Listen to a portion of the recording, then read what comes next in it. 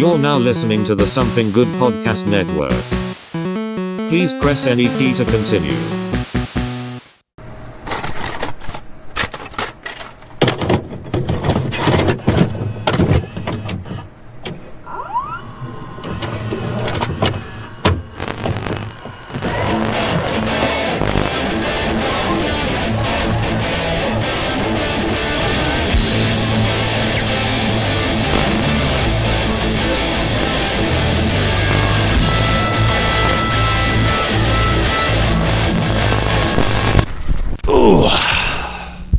Feel like we ought to be chugging out of the Macho Man Slim Jim thermos. Yeah, I got my creatine. Yeah. All right, everybody, and welcome to this week's episode of the Couch Brotatoes. Yeah, we're back in audio form. Yeah, we've been experimenting with a bunch of different formats. And yeah, screw it. I mean, we're the fucking Couch Brotatoes. We do what the fuck we want. Sometimes we'll play a video game. Sometimes we'll be in the car. Sometimes it's just audio. We're here. Fucking love it, baby. But yeah, I'm Alex, and we got good old Morrison right there. Yo. And yeah, thank you guys for the warm reception to the last episode, the Couch Brotatoes on tour.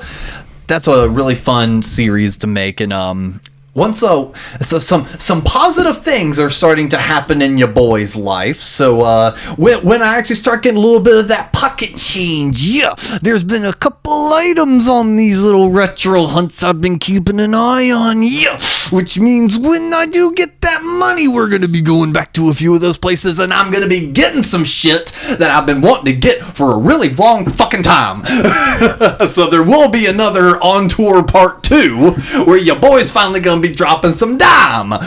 We gotta go back to that place and you distract that blue-haired chick at their counter, and I'll steal that Slim Jim's thing. Yes.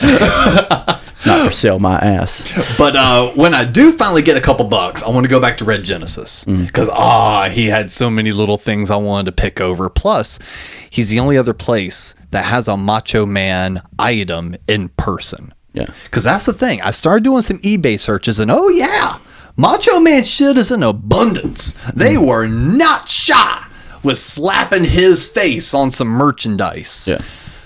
Fuck that. I'm going to have to buy some shit online when it comes to my Nintendo things. I want the Macho to come to me. I want to just find the Macho. Just find it in the wild. Exactly. That's how I feel about the Nika figures. Yes. So yeah, I know there's one at Red Genesis. When your boy finally gets some cash, he's mine. I actually was in Target and found a pretty good set. It was a twin set Nika figures of the Return of the Living Dead. Oh shit! The two zombies from the cover.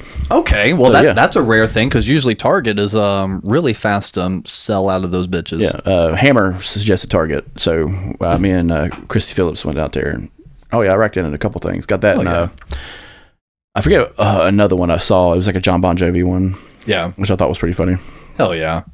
No, Target is usually, if you can catch them before the scalpers completely rip the shelves apart, you can actually find some pretty cool stuff there. I wound up looking out here recently. If folks are subscribed to the Instagram or YouTube pages, or God forbid our TikTok, but hey, it's out there. People fucking, some of the biggest views I get off my shorts are on TikTok, so I still gotta say it. Finally got the Misfits Masters of the Universe figures. Those little motherfuckers have been on pre-order since 2023, and only like a week ago did I finally get them in hand, because there's one specific motherfucker in that line that kept delaying them, and then they got delayed a couple months on purpose, but we're not going to get into that inside baseball. But those are finally up on my shelf, looking fucking awesome, along with I was saying I wanted my Macho Man shit just to kind of come to me in the wild. However, the stiff sees a good deal, and he's got to jump on the good deal. I was doing a search because I kind of want to get a Macho Man shirt, and there's a couple cool ones on eBay. And in the process of searching that, I'm just doing general terms of like the eras of Macho Man I liked, whether it be Macho King or Superpowers era, just that short little run with Hulk Hogan, or the Slim Jim era. Those are all very iconic Macho Men. So I typed in Slim Jim Macho Man just to see what came up. And apparently, Slim Jim had a partnership with Igloo, and they did like these big like cooler thermoses with like a little imprint of Macho on the other side. Yeah, it's a Coleman flask. A Coleman, yes, Yeah. sorry. And it looks really cool. It's the two-tone yellow red, and they're going on eBay all day. I mean, I could pull it up now all day for anywhere between $40 to $60. Somehow I found that one, beautiful condition, for $15 shipped. And I went, yeah, I can have some ramen this week. For the Macho Man thermos? Fuck yes. Especially when everywhere else is selling it for buku price. Yeah. So that is now sitting proudly on the shelf as well. And a video will be coming out on that one here soon. But I at least wanted to wait for Chris to be around because I wanted to get his opinion on it and get a little macho phrase from him. It just reminds me. It reminds me of like the Marlboro Miles and the Winston cigarette cup stuff that you would get if your grandparents or parents smoked. Yes.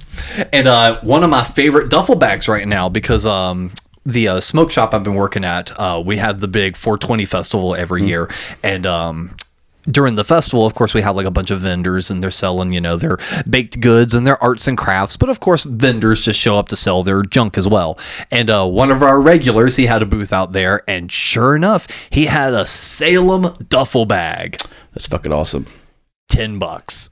Oh, I would have bought that. I would have given 15 just because.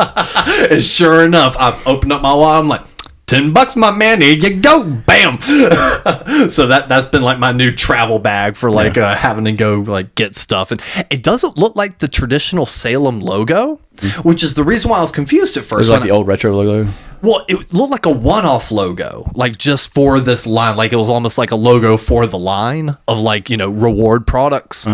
And I saw it said Salem, but it was like this green and pink neon with all these swirls and stuff. And I'm like, this doesn't. It might have been a Salem Slim. Maybe. But either way, I'll post a photo on our Instagram with it. But either way, I saw it and I was just like, this is cool, but I have no idea what. So I asked the guy, I'm like, what is this? He goes, Salem cigarettes, man. I'm like, bullshit. That's not their logo. He goes, yeah, look. And he does like the Google Lens scan thing. And sure enough, it was like some late 80s Salem promo merch. And I'm like, oh, that's beautiful then. Me and Cap went to the rave down there at Crazy Cool. I wanted to go to that. And we stopped there, and I took him to the antique place because he had never been there. Oh, nice. And they had the giant old 3 foot by 4 foot 10 signs, and it was like the Winston cigarette ones, and they're in perfect condition, and they're wanting like $400 for them. Like, kiss my ass. But like, it just reminds me of all that cool shit you could get when you smoked. So cool stuff. Like I have a Marlboro mag flashlight. It's a 6-inch mag flashlight from Marlboro. Yeah, and I could take it apart and retrofit it with the LED lens. Ooh, nice. If I want to, but I still have that in a toolbox somewhere. But it has Marlboro written on the side. I used to have a Marlboro hat my grandpa got from Marlboro Miles. Nice. But that was some old retro shit back when smoking was still cool. Fuck yeah, it was. Now it's all vaping, fucking cotton candy. And you had shit. the Winston Cup. Yeah, the Winston. I was old enough to remember the Winston Cup. Damn it. Yeah, like the Winston. That's just what it was called. Like it's the grand. Well, all the promos. You had the Winston Cup, but you also had like before the bank. Before the Coca-Cola, it was called the Winston. It was the Winston Cup. Now it's the Coca-Cola 500. But like the Tampax 5000. Yeah, some other stupid fucking product. But nah, man, it's back when people smoked and drank on the goddamn track. Fucking right. But that was just cool seeing all that cool shit. And he walked away with a shit ton of records because hell yeah, that's Cap's jam. But that room in the back right corner. We hit every fucking spot that sold records. And that's where we saw the Kiss masks, all the original Kiss masks. But the rave turned out perfect. So many people showed up for that. All kinds of unique stuff. The food trucks were fantastic. We actually hit up a bar downtown a little bit later, and used bookstore. I forget the name of it. A little bit down. Yeah. But no, man, we had a great time at Crazy Cool with that. Hell yeah. And like I said, Cap had never been there, so we just milled around there. Fucking Brad hit me up on the street. He's like, man, you know the coolest fucking people, man. Fucking. I had some buddies out there doing vending. Nice. Christy's dad was selling his metal art. Oh yeah. And then Owen, a listener to the show, he was selling his art, his crafts. So, awesome. So yeah, they were all just out there spending that dough. Well, shout out again to Brad over at Crazy Cool, because we definitely cannot say enough good stuff about that guy. I mean, both of us have like cherished pieces on our wall thanks to this man. So my wall is covered with stupid shit. Yeah, all thanks to Crazy Cool. Yeah. But like it just goes back to what we talked about collecting. You know, just that variety of stuff. I have heard he is changing some things up. He will be doing live bands. I saw that. That's exciting. With the arcade and the band thing, I think that'll be pretty fucking metal. It's going to be the Crazy Cool Emporium here soon. Yeah. Just add on to the side, you know, just put an outside stage out there. Fuck yeah. Shit. And the thing I really like about it is he was, in his post, if you guys are not following him on Instagram, go follow the man on Instagram. Crazy Cool. There'll be a link for it in the episode description. On that post, he makes mention that children and teens will have priority. Yes. And I fucking love that. I want this to be a place, because I saw the other post where it was to say, hey, thank you for having, you know, essentially their version of the School of Rock kids, you know, out, you know, having them experience what it's like. Garage band or something like that. Yeah. Having them experience what it's like to set up and tear down and, you know, deal with, you know, an actual live setting is, you know, a training thing, you know, was so valuable to them. That about brought a damn tear to my eye, because I'm just like, yes, you know, I remember being that age, and, you know, being able to get that kind of experience would have been, you know, so helpful and, you know, so rewarding. So huge, like, Brad found the fucking empathy part of my heart as soon as he started posting that shit up, and I'm like, Brad, you're doing the Lord's work. Well, it's like, it's, you know, you're setting them up, you know, for something bigger. There's not a lot of, you know, we've talked about Charlotte being a venue-less place. Unfortunately, you know, it's dying a little bit, but like you'd have to go to Atlanta, and Winston's actually on the uptick. It is on the whole music scene, but like, it just feels weird that, you know, of all places, Charlotte being between Winston and DC and Baltimore, and that Atlanta, but like being that one spot, dead center of, you know, the coast, without a lot to do. Yeah, music wise, yeah. But to quote American Dad, the culturalist North Carolina. Thanks for the shout out. Thanks, guys. We appreciate it. Fast growing and no culture. I'll take that. I wasn't mad. No. I was just like, damn. Our culture used to be fuck the police and drive really fast and invented NASCAR. That used to be our culture, but then there became a bunch of bootlegged pussies. So somehow NASCAR became pro cop, even though NASCAR was like, I would have shoot a cop if he tries to chase me. I shared that the other day. It was just like, you bootleggers have forgotten the main reason we started supercharging these box cars. Yeah, like, we were carrying liquor across the state lines, and you know what we thought about the cops? Fuck them. Yeah, that was the motto of running gun racing. Fuck them. No, you did not watch Smokey and the Bandit in the shows. No, like, it's just. Well, talking about diversifying, like, the collections, I already know that. Okay, I'll actually, let me ask you. You get Oprah money overnight. What's the dangerous thing, money-wise, you start collecting? All of a sudden, you've got Oprah money. Oh, Oprah rich. It's the first thing I'm collecting.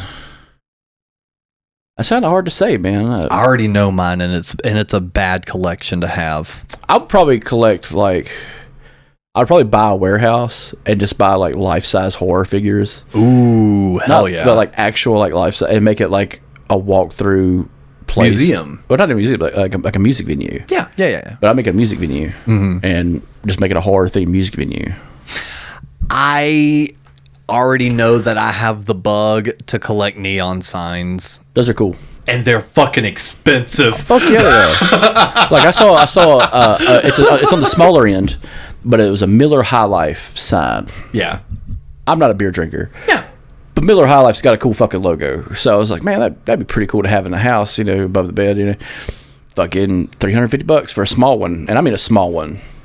But well, what's kind of sparked it is the last week, I'm fucking pissed off. For the last week, I have been running around town. There are 4 7-Elevens within my daily route. There are 2 on my street.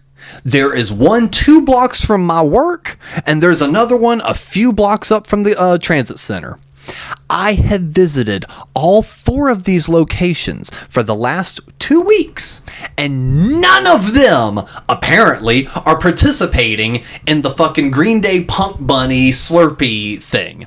I can find the flavor, but I can't find the cups and all the other extra trinket shit that I want to collect and actually put on the wall, because it's a fucking grape Slurpee. I don't give 2 shits about grape, but the cups look cool. I like 7-Eleven shit. And that's like, I'm not the biggest Green Day fan, but like, fuck it. It's a Green Day 7-Eleven collaboration. I want something from that. Controversial opinion. 7-Eleven Slurpees suck ass. Ooh, that is controversial because to me, they're prime Slurpees. We can get into that in a minute. I disagree. But in the process of me going to these 7-Elevens way more often than I have, as I'm looking around the store, I keep looking up, and they're fucking clocks, man. Their neon clocks are so fucking cool. And that's what made me realize, as I'm on this hunt and like seeing these clocks everywhere I go, I'm like, I want a 7-Eleven neon clock. And I started looking it up on eBay, and I'm like, yep, I need Oprah money. Yeah. Because then, not really Oprah money, but fuck you money. Because then Facebook was just like, oh, you like neon signs? Here's a guy that makes custom ones. And I'm like, no, stop. I need to quit imagining my fill-in circle bowl and like the Fistful of Quarters logo. I need to quit imagining this as neon. The fucking Couch Potatoes logo would look amazing in neon. Yeah. And I need to quit thinking about that, because that would be $2,000 to have a little logo that says the Couch Potatoes illuminating for fucking who? Me and my house to enjoy by myself? No, you put that you would get the sign made, and you'd get like pink and purple HQ letters and put it on the fucking window. That is true. And then you classify this apartment as an LLC, and it'll be a tax write-off. This is now incorporated. All right, well, y'all need to start running up those YouTube numbers for me. Let's get this going. But we actually have a good bit to cover here on this episode, because as we keep saying, we're experimenting around and we're jumping around. Fuck it. We actually have some news to talk about this week. Hit it.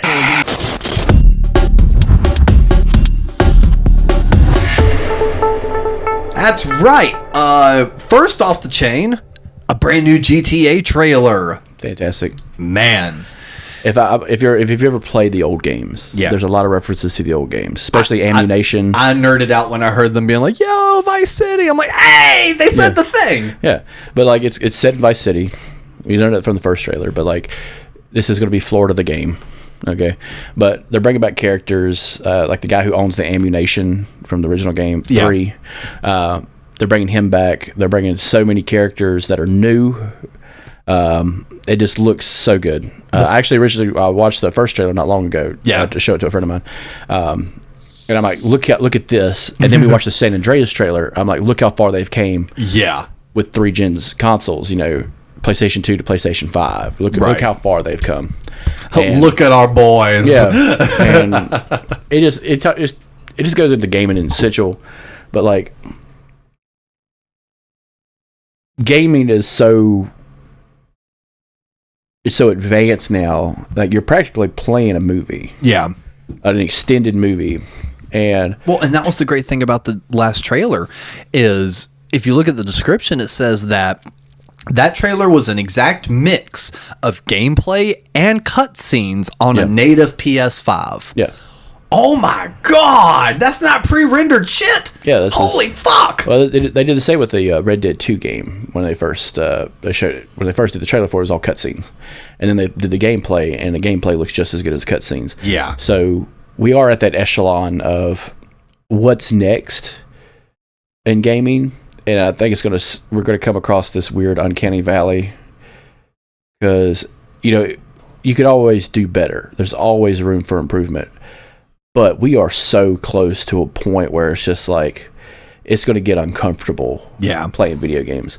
Because if we hit that uncanny valley, people are going to get uncomfortable very quickly playing those games. And I think this is where VR kind of comes in. Well, we hit that a couple years ago. So someone using, I think, the Unity engine wound up making like a cop simulator. And it looked like someone's body cam. Yeah. Like people were like, to promote it, they were just doing crazy outlandish things and just putting it out online. Yeah. And people were just like, who the fuck is doing this? What the fuck?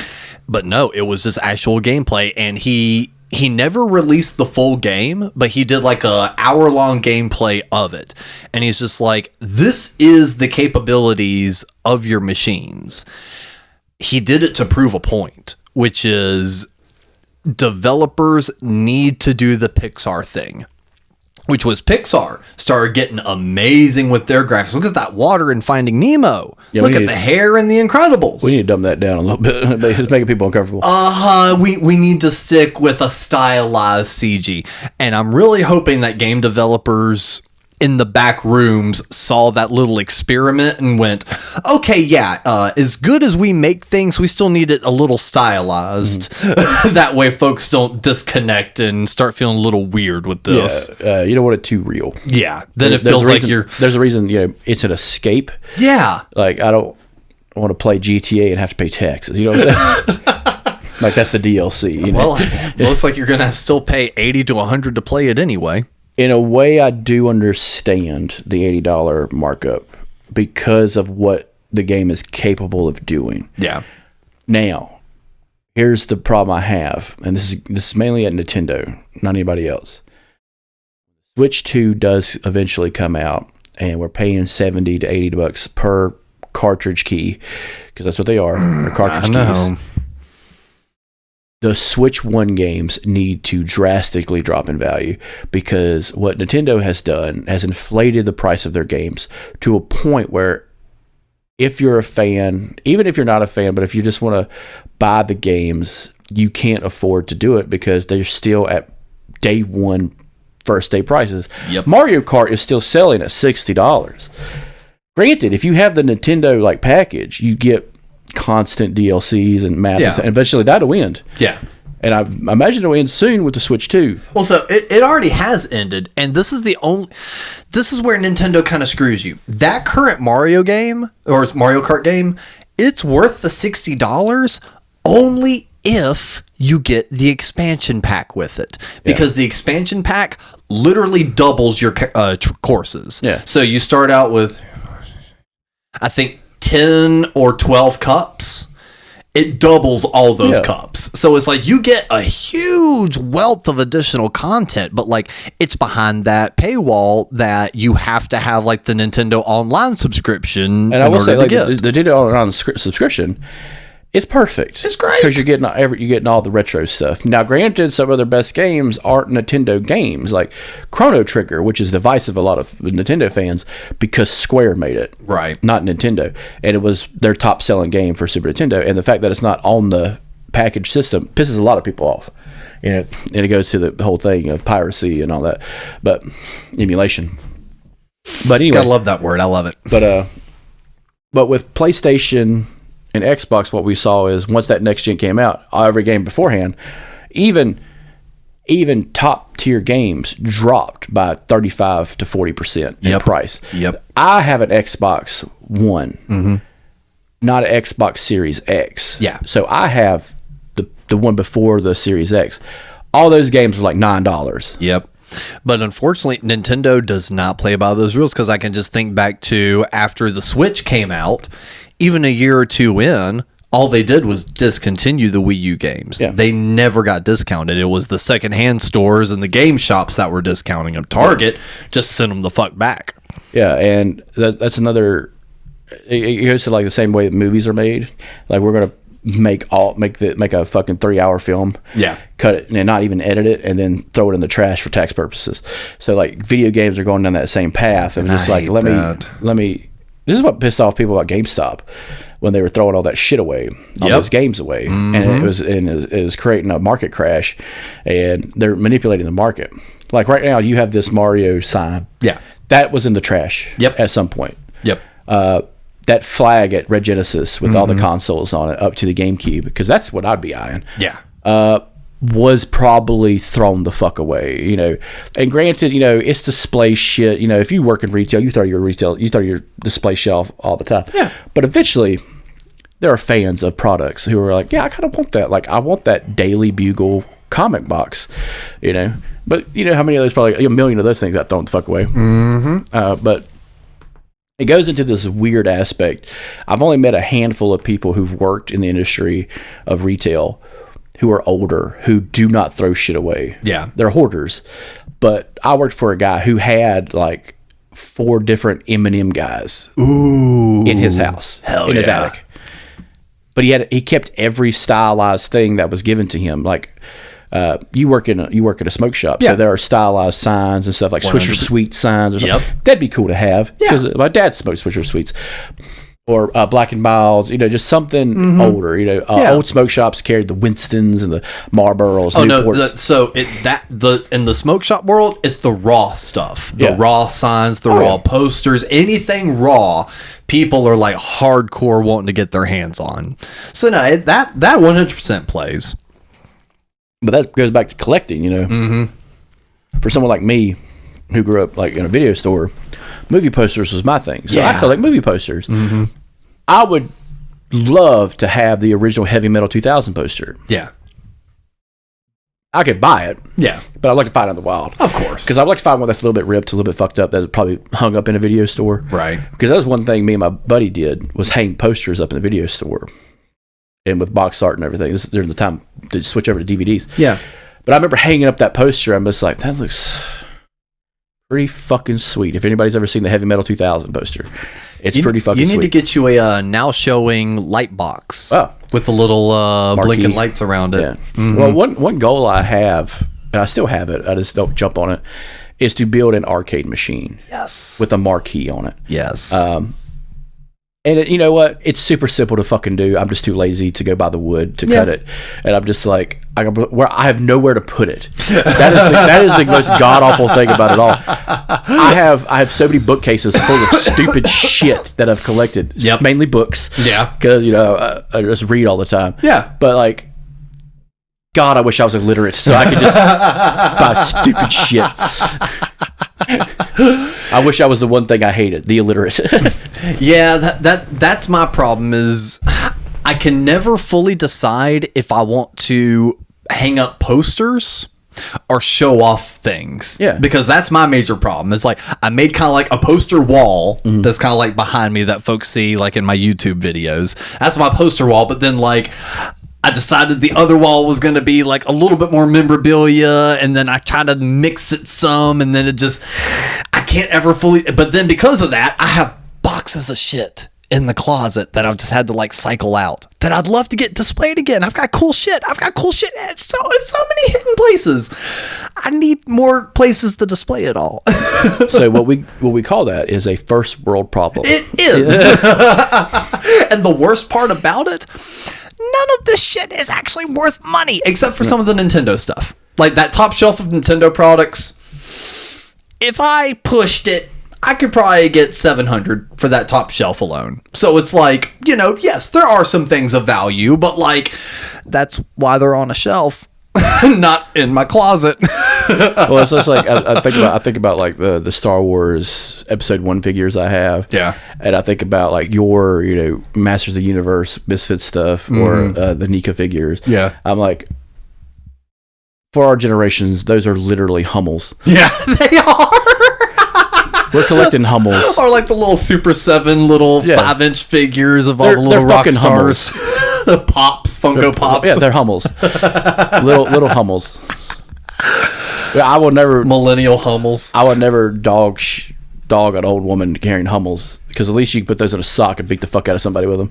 Yeah, it's kind of hard to beat someone up with a limited edition felt Funko Pop. Yeah. You gotta put some Game Boys in a bag. Life-size Glenn Danzig Masters of the Universe figure is not going to help much when that guy's got a loaded gun against your head. But not Hummels. That's all we're really talking about is Star Wars Kiss Misfits Hummels. Yeah. Man, your Hummels are really cool. This Hummel has a fucking skull face. This one is glow in the dark. This one, if you put all four together, makes the Kiss logo.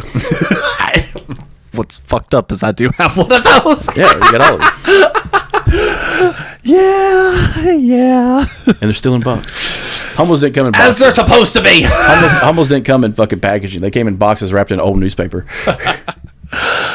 But the next little news topic that honestly put my ass at ease so much. And normally I try to stay away from all of this, but fuck you, Mike Judge. This shit's supposed to be coming out in a few months and you hadn't said shit, so I'm going to pay attention to leaks that come out. If you guys don't want to hear anything about the King of the Hill revival, it's going to be time-stamped. I'm getting better at doing that because it's YouTube and time-stamping. Folks like that shit. So you just fast forward to the next topic if you don't want to hear about it. Like a little chapters in the description. Exactly. So if you don't want to hear it, I'm talking enough that way in case your phone's in your pocket, you're driving or something, you got enough time. But either way, storyboards and tiny script pieces have been starting to leak out for the new King of the Hill revival. Yeah. And none of us were correct on our theories. No. Which I'm fine with. Which I am also fine with because they made some really smart moves. Casting. That's going to get a little interesting. What was the guy's name? Yes. He was the guy that originally voiced both Khan and Cotton. Well, Cotton is no longer in the show, and I guess to avoid the whole Simpsons Apu thing, someone else is now voicing Khan. And who was his, what was the guy's name? He was a popular Asian comedian. I didn't catch his name.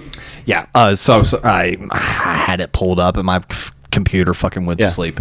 Either way, I should have prepared for that. We're flying by the seat of our pants. Fuck you, we're the couch potatoes. But the guy that voiced Khan and Cotton is now going to be voicing Dale. Now, did they confirm that, or is that speculation that he's going to be a main character? It's been confirmed through the script. Because in the scripts you have, who's going to be on roll call, and he is labeled as Dale. So it's been all but nothing has been confirmed by Mike Judge or Greg Daniels or anyone that's actually part of the series. They've stayed completely silent. The only official thing we've gotten from King of the Hill or Mike Judge or any of them is the Funko Pop release. Yeah. And the fact that they're going to be doing that big panel in Texas in a few weeks. That's the only official things we have. Everything else is either leaks or quote unquote speculation that's been confirmed by the leaks. I would like to see Toby has to do Good Hank. Yeah, that would be really cool to see. Yeah, it'd be like a high pitch, Cotton. Yeah, I could see that doing. Or Mike Judge doing Good Hank. Just doing a little bit of frill to it. Another interesting development was that Khan and Min have actually split, which kind of makes sense when you watch the series. They kind of had the worst relationship of Rainy Street. Well, they had a deteriorating relationship. When one is one of the very last episodes, arguably, which is the finale, which is the last episode, is turns out Khan has manic depression. Yeah. So that puts a strain on the relationship, and she's been guarding that from everybody for a very long time. So at the end of the series, you find out that Khan is manic, or he's super depressed, and there is no in between without his medication that Hank told him to stop taking. One of Hank's bad moments. Very few, but the man isn't perfect. Like the time he blew up the Megalo Mart. Yep. He killed all them people. But dang old boom, man. But with that, you find out that he may be living with Bill. Yeah, and if that winds up being true, I see so much comedy in that. Yeah, it'd be more like the Odd Couple kind of situation. I could see Con back on his medication, trying to get Bill to get his fucking shit together. Mm-hmm. You know, it'd actually be nice to see it. I don't know, not necessarily nice to see, but it'd be interesting to see the roles kind of get reversed, where since Bill now has a constant in-home companion, a new roommate, he starts kind of popping up on the upswing, maybe shed maybe 20 pounds. You can't expect a lot from from Bill, but maybe he got a little bit of the beer gut gone. Well, I imagine Bill would be out of the military by then. Mm-hmm. So he would be military retired, so he would have a full fixed income. Yeah. So I can see that's why Con had to move in, because now his income's fixed. Yeah. So, but then Con is the one that found the couple extra pounds. Yeah. And maybe he's let himself go some. And now Bill's sitting here being like, oh, I've been through this before. Yeah. And he's maybe trying to be like the overbearing, nice friend. And that's going to get on Con's nerves. I could see the core group of 4 becoming the core group of 5. Ooh. In the alley. I'd like that. Because, it's deserved, And you also find out that Bobby and Connie did not have a long-lasting relationship because they're trying to rekindle things in this. One of the storyboard leaks was Hank and Peggy walking in on Connie and Bobby in Bobby's old room, and they're in the same bed together. Yeah. Much to Hank's chagrin, which I hope we get a nice classic. Whoa! I think it'll be fine. I think it'll be one of those things where they turn around and shut the door. Yeah. It's like he's a grown-ass man. Come on. So they're both grown-ass women. And again, usually I do stay away from these kind of leaks, but like this show, and I know people say this, and I try to not say this kind of thing often. That way, when I do say it, folks believe me, and I genuinely mean it. This show really does hold a special place in my heart. Folks be like, oh, it's my comfort show. No, King of the Hill really was, for a good portion of time, my extended family. Yeah.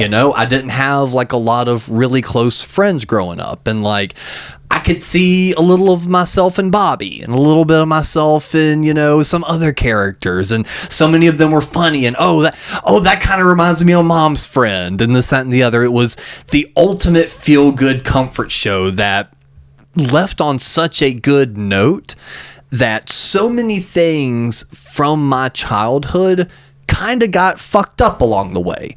Star Wars, it kind of lost, it kind of got fucked up there. Spider-Man, it's going better, but for a while it was kind of messed up. Mario did good, but now Nintendo's kind of screwing us, with their new pricing and the way they're doing things. King of the Hill was one of the last few things next to Mario that I'm looking at going, y'all hadn't fucked this up. I really hope this is going to be okay. Yeah. Seeing this put me at such comfort. It put me at such ease because the feeling and the tone of these leaks feels like a prime season of King of the Hill. And I'm so excited for the revival. Yeah, it just seems like, because sitcoms do hold that place, and they do jump the shark, which King of the Hill did. Oh, absolutely. One of those shows for me was Roseanne. Oh, mm-hmm. So Roseanne jumps the shark, but it was one of those grounded television shows. Same as King of the Hill. King of the Hill is animated, but it is grounded. There is not a lot of over the top shit they do in the show. Other than the weird... There was no King of the Hill goes to space. Yeah, there was no... But I think the weirdest thing they ever did was toward the end. It was with the robot grilling. The robot grilling. And honestly, the vacation episode felt weird, where they were trying to get Hank out of his shell. Yeah. That felt like an odd episode. Yeah, but But either way. But there was no jump in the shark when it came to some other stuff, like Family Matters, where it just became the Urkel show. Which, in some people's cases, that was jumping the shark. Yeah. Did I do that? But when they brought it back with the Connors, yeah. Hey guys, this is real. This is they're going through hardships.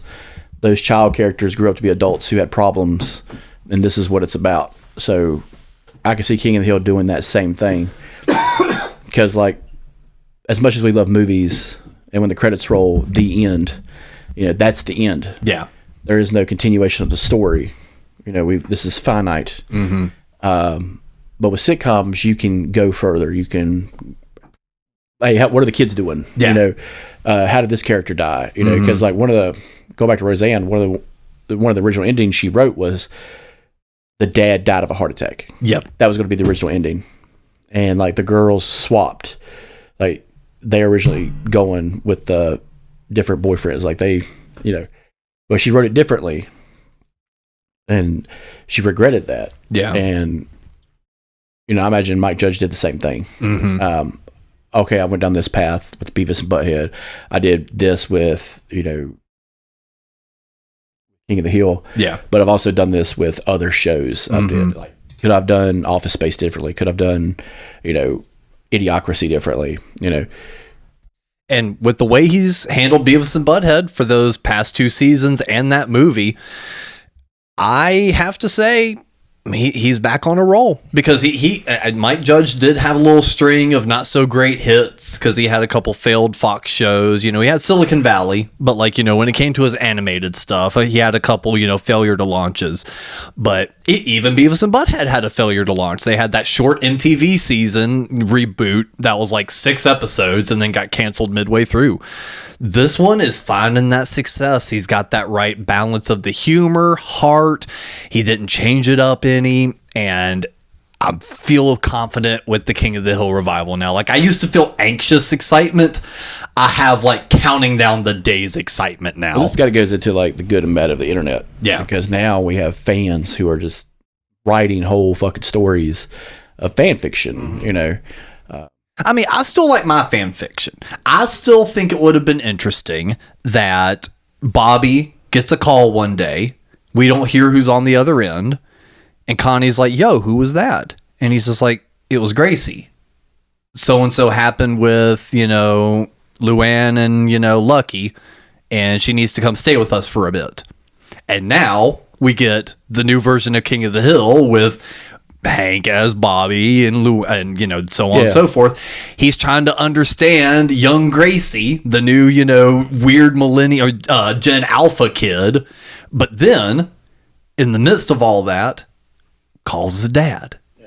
And they have a little heart to heart. Well, son, that reminds me of when you were into troll dolls and you were trying to hide your Christianity with that weird rock group and, you know, stuff like that. You know, Gracie's just going through the same thing. You turned out okay. You know, she's doing the same thing. You know, you need to maybe understand a little more. I don't know, Dad. Yeah. That girl ain't right. Exactly. So I still think that would have been a cool way to go about it. Yeah. Because, again, that would have shown the family heart. But at the same time, sometimes things don't always have the happy ending. And, you know, unfortunately, the Platters came from a broken home. Who's to say, unfortunately, Luann was not the one to break the curse. Maybe Gracie will. And we see Gracie growing up to truly be what Luann could have been. That's just sometimes the unfortunate part of life. Mm-hmm. But they didn't go down that route, and I'm cool with it because this also feels really good. So that's all I got to say on that, aside from the fact that fuck you, Funko, and you god motherfuckers taking more money from me. Because I'm gonna be that asshole. I'm gonna have the whole set because the set has the fucking fence behind it, so you have to have that. But then each one is going to have their own collector box, so I have to have the individuals. And GameStop's going to have the exclusive of Hank on a mower, and you have to have that one too. Fuck you guys. You gotta have it. You do. When you look up and you see my Kiss collectible Funkos and my selection of Funko Pops that I actually decide to get, yes, I have to get those. The Def Leppard one would really fit there with the one-armed drummer. Because they didn't give him his left arm, which I thought was hilarious. Got one-armed drummers and blind fucking lawyers. Yeah. So I guess on that note, unless you got anything to add news-wise that's come across your desk, aside from Xbox raising all their prices, but I feel like we kind of covered that, talking about the Nintendo bullshit and the PlayStation shit. I saw Sinners. Yes! What you think of that? Goddamn 10 out of 10, folks. Get it while it's hot, man. I definitely will be catching Sinners here soon, and because as it's looking right now, last year Godzilla Minus One was the best movie I saw last year. Okay. And I saw it on a whim. Right. I saw this on a whim in theaters. Perfect movie. Perfect fucking horror movie. Hell yeah. It's worth the money. Go watch it. Fuck yeah. And it's getting re-released in IMAX soon because of the hype. So, okay. Word. So yeah, check that out while you can. We'll be doing a review of it eventually. Oh yeah, no, that's why I was bringing it up. I was like, I'm definitely gonna see it, and we'll do our review on it right after we do Street Fighter and the Power Rangers movie. And War of the Colossal Beast. A whole list of terrible movies. Yeah, talking about experimentation before we move over to our main topic, that is one of the things that we've had on the back burner for such a long time.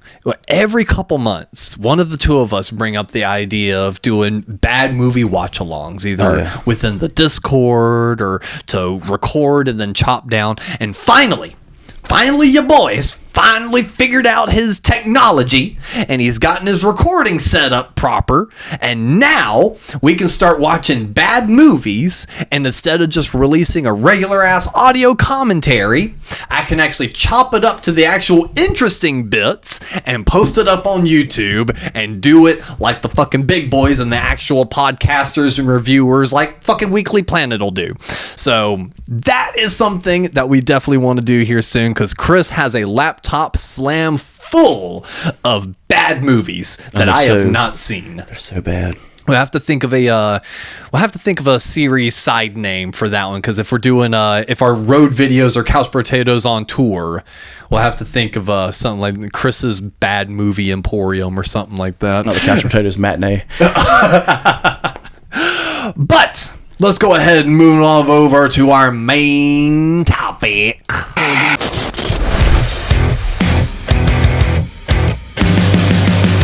Say his fucking name.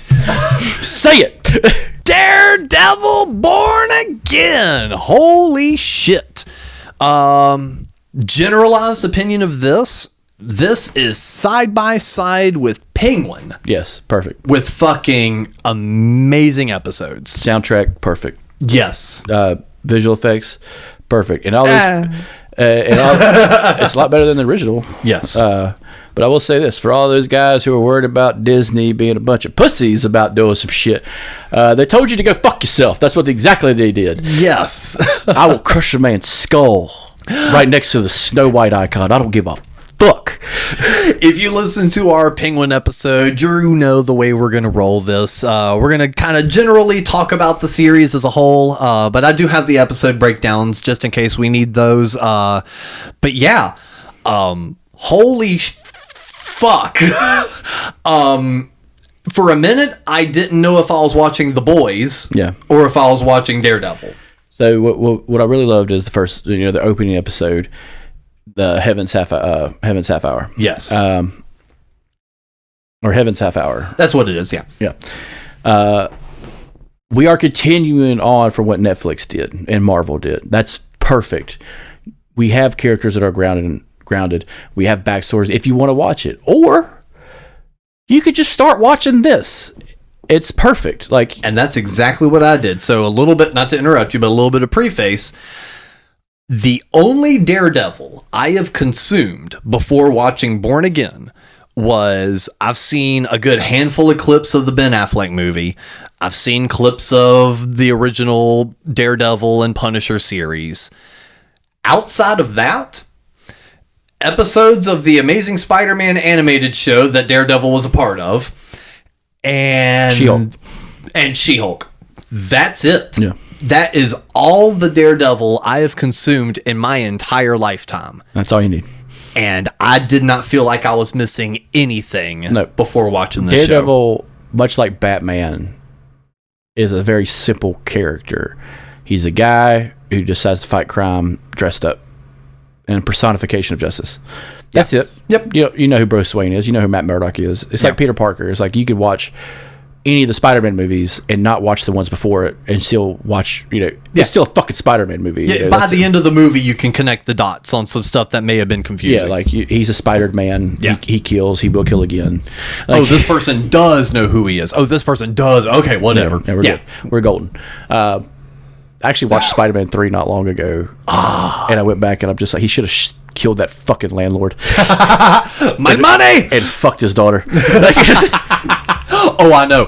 Prime Peter in the Venom suit is bad, but awesome at the same time. You got some milk with this? Yeah. Yeah, I like the milk. Yeah. No, You want to see something cool in black? Maturity is realizing that girl was better for Peter than Mary Jane ever was. Kristen Dunst was a hoe. But yeah, like, so the Ober, it's the gang of three. Yes. You know, it's Karen, Matt, and Foggy. These guys carry the show from Netflix. These guys were our mainstays. John Barenthal, the Punisher, was mixed in. He had a great 2-season run on Netflix. I recommend anybody to go watch those. I'm definitely going to go back and watch those. Were perfect examples of what the Punisher could be. The 4 movies before that, the one with Thomas Jane, the 2 with the guy from Star Wars, Acolyte that died, Ray Stevenson. Yeah. And one with Dolph Lundgren. Those were good movies, but the show really fleshed out Frank Castle. Right. And it was perfect. And bringing him back as the Punisher is the smartest goddamn move Disney has done in a minute with this whole show. Well, not only that, but it's like, so apparently inside baseball, and John has been upward and very forward on talking about this, he was handed so Daredevil Born Again has gone through so many rewrites and redos. He was handed the first version of the script and he walked. Yeah. He refused to be part of it. He said he did not like the direction that they were going to take the Punisher character. He said it did not fit, it did not work, and he refused to be part of it. And if they wanted to do it, they were going to have to recast. And they shot that entire series without him. It was not until Feige caught wind and went, "Say what now?" Yeah, the Man on the Mountain came down. And he's just like, fixing this. He goes, "I'm sorry. What are you doing over here with this guy?" No. Hold up. He had a meeting with John and was just like, "Well, what do you see happening?" And he went, XYZ, yada, yada, blah, blah, blah. And when they walked out of that room, he had re-signed to Marvel with executive producer control. Yeah. Which means he has final say over everything that character says, does, and acts. And that made his performance in this series even better to enjoy, because they said that meeting that the two of them had, John wrote all that. That's his lines for everyone. And he's been in the game long enough to be able to take in a character, because I'll say this, everything I've seen John Barenthal do, perfect, top notch. He played a great villain but pragmatist in Walking Dead. He was perfect in The Accountant, where he plays the brother of Ben Affleck. Oh yeah, forgot about that. So he plays the strong guy who's keeping his shit in check until he can't. And he plays a comedy role real well too, because I forgot that he is in Wolf of Wall Street. That's right. Yes. He punches Jonah Hill in the face. Yes. Because he asked him multiple times before the movie. The scene is, he's like, "Do you want me to punch you in the face?" He's like, "Yeah." "Are you fucking sure?" Jonah, are you sure? Okay. Wham! And DiCaprio is like, "God damn." But like, he's that guy. He envelops the character and he personifies that. And I think this is going to be one of those things where we only, like, when you think of Kiss, you think of 2 main guys. Right. When it comes to the Punisher, you're only going to be thinking about John Barenthal. Yep. And the fact that they may bring him into the movie universe is what I think is why Kevin Feige came down from the mountain. Is like, "No, guys, we got all this for a fucking reason. We're bringing him into the game." Yeah. Like, I want Daredevil. We're not benching this motherfucker. I want Daredevil probably to show up later on if we continue to do the Moon Knight. I want Punisher to show up when we do Secret Wars. I need these guys. Like, we're about to go see Thunderbolts tonight.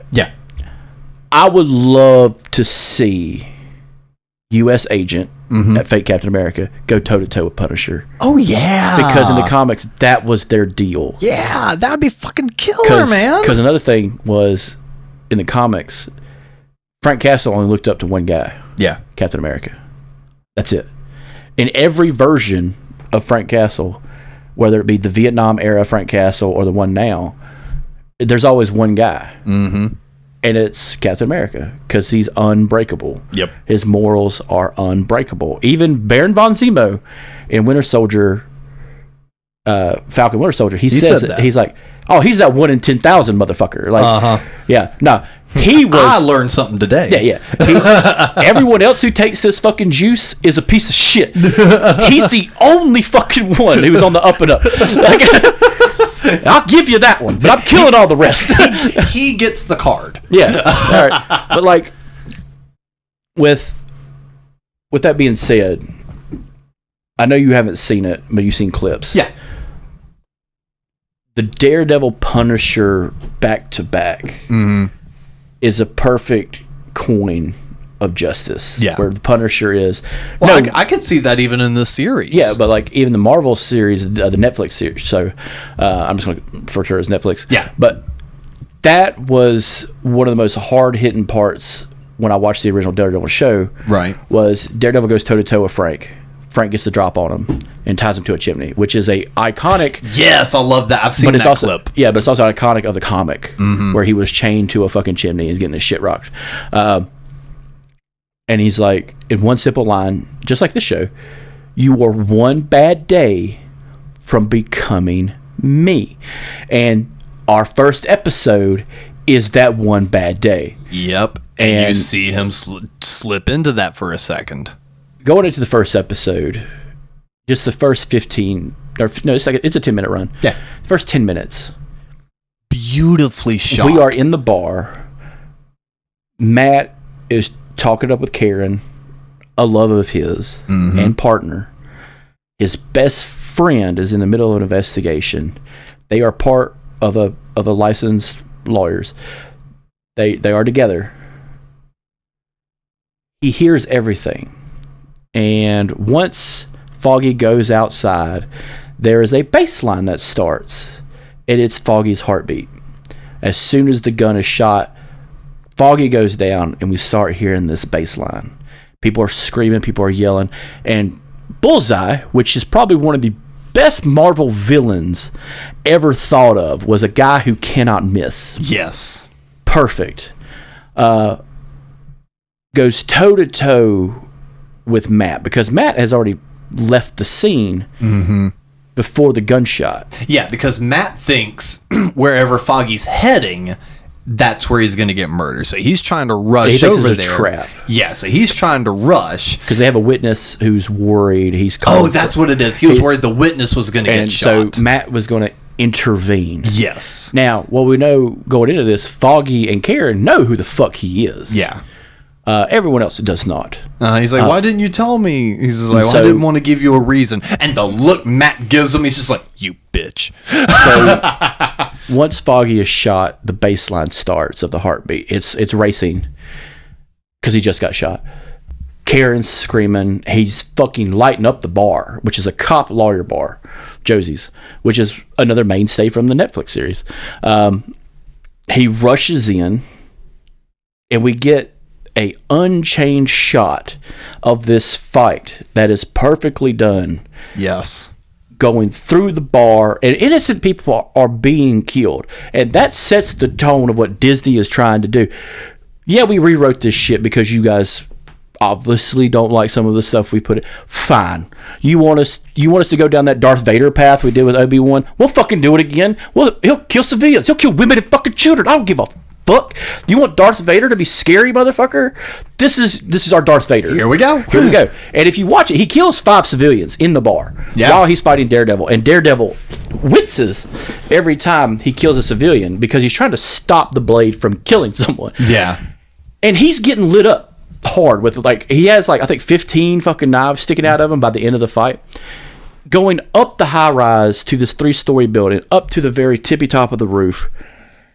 All while the heartbeat's getting slower. And keep in mind, this is the first 10 minutes of this show. No one has really any idea up to this point, other than trailers, of scenes that probably aren't even in the show, because Disney's great at that, showing us shit that's not happening. Fuckers. Like Rogue One. I wanted to see the bitch shoot a TIE fighter in the fucking face. Pow! Just blow his fucking brains out all over the fucking windshield. Yeah, I wanted to see fucking helos come in. Get some. You know, I wanted to see that. Yeah. Y'all should make a report about me sometimes. Rebel yell, motherfucker. You know, I wanted to see that, but no. You just gave me some fake shit of running on sand, dumbass, and maybe give hope. maybe shed my own fucking tears. You piece of shit, killing. They still never built a monument. That still bothers the fuck out of me. There's no monument to the Rogue Ones. I'm just getting miffed about the same way as that girl who's been watching it on fucking Instagram, who's been famous apparently. Yeah. But anyway, this sets the tone of what we're getting, guys. Mm-hmm. Violence. Comic book level violence. And these are nitty gritty guys. There is no superhero thing on this. These are heroes. And what I love about this too is when that heartbeat slowly comes to that stop, and he realizes it, and that's when Bullseye is trying to get the jump on him, and he basically just yeets the motherfucker off the side of the building. They fought to a standstill. They're at a stalemate at that roof, and they are both bloody, beaten, and broken. And the last straw was Foggy dying. Yep. And what I love is he chucks Bullseye onto the ground. He smacks the ground. It's a 3-story pop. Karen has her back to it, and she doesn't say a word, but her face is just like, please don't let that be Matt. Yep. And I'm like, turn around, just look. Because you are going to have a fucking stroke if you think it's Matt. Yeah. Just turn around. And what fucks me up is he takes his mask off. The horn's broken, which is a perfect setup. Like, he is broken. Like, this is broken. His cop buddy shows up at the top and realizes, holy shit, the blind lawyer is probably the best hero we have in Hell's Kitchen this whole time. It's been this guy. And his reaction of the Matt, like, even that was good. Like, I don't even have like the history of that character, but like the actor just did such a good job of just portraying that. Even I'm sitting here going like, uh-oh. And he puts his gun away, and then we're set 1 year later. Yes. With the Nick Cave song playing. Yeah. And before we move on from that, back end, the original writers or producers from the Netflix series, they got brought back in as the last ones to kind of give it a shine. They had the most say on this episode and the last 2 episodes, and they should have, and it shows. One of the things that immediately drew me into this show was all of that up to that point right there where the Nick Cave drop is. That felt like watching a mid-90s comic book in live action. Yeah. The color grading, the way it was shot, the fight scenes, everything. That felt like a 90s comic book brought to life. That was one of my favorite things ever. And, to finish out the episode of just episode 1, we get the court. So, Bullseye lived. Yep. He gets sent to prison. Karen leaves permanently. And he's left to pick up the pieces. We find out that he's got his own lawyer office. Yep. He's picked up since Foggy died. Some new crew. One is his investigator cop. Another one is another cop who's a lawyer. Another lawyer who was a defense attorney. Yep. Is now a defense attorney with Matt. And they've he has left the superhero game. Yeah. For good, that we've seen. While this is going on. Yeah, so I feel like the best way to because I was kind of thinking about like the way the episodes play out. They honestly kind of keep 2 main storylines going. You have your major Wilson Fisk Kingpin line going. The Murdoch line more or less serves itself until the end, if that makes sense. So Matt, to kind of summarize the middle of the episodes, Matt is just basically kind of going through his own personal journey to realize that he needs to become Daredevil again. The Fisk things do come into play with that, but I would say to almost just kind of get it out of the way, not really in that sense, but there's so much to unpack with the Kingpin stuff. The most major Matt Murdock thing that happened in this series was him saving and then having to deal with the death of White Tiger. Yeah. I feel that had the biggest push on him. And I really like the niece or whoever. White Tiger's daughter. Yes, because niece. You're right, niece. Yeah, because she turns into the current White Tiger because she has a calling to that amulet that he uses. So for the fact that she's even got a fire under her ass and being like, somebody's got to do something about this, no one is. Matt's taking it inward to be like, oh, I need to be the Daredevil again. But she is going to take that upon herself. And that's going to be cool to see. Another part of this, this is part of the Marvel Universe. Yeah. But they have made New York its own world. I love it. There is no acknowledgement, really, of the outside world other than vigilantism in New York City. I mean, Kingpin does reference Spider-Man by, character. Yeah. But, there's no mention of, the Avengers. Right. There's no mention of the Thunderbolts or New Avengers. There's no mention of anything outside of Latveria or Sokovia. Yeah. Other than they didn't even reference the blip or the snap or anything. No. So with that, I think it keeps it more grounded. Mm-hmm. The only thing that's supernatural is the White Tiger story with the amulet. We acknowledge aliens exist. Right. We acknowledge magic exists because Thor exists. Right. Which probably fucks up a lot of religions in the Marvel Universe. No, ma'am. There's only one God. Yeah. Whatever, Cap. You're dead. We buried you with your hoe. Motherfucker. So, with that said, that was the perfect way to not acknowledge that. Yes. Do not acknowledge the Eternals. Do not acknowledge whatever the X-Men are going to be because they're going to exist. Do not examine, the Marvel Universe. Do not acknowledge Sam Wilson. Yeah. That's another quick point. What I love about Wilson Fisk. Yes. Vincent D'Onofrio is he's either very, very liked because of his method acting, or he's universally hated. I love Vincent D'Onofrio. I dig him. He is weird as shit. He is Private Pile from Full Metal Jacket all day. Yeah. He will always be Private Pile. This is my rifle. There are many like it. This is mine. I'm going to shoot you in the face now and kill myself. Yeah. The whole Stanley Kubrick stare, Yeah. But he is magnanimous in this show. He's amazing. He's larger than life. And going into that, what I love is early on, Matt hears it on the TV, stops what he's doing.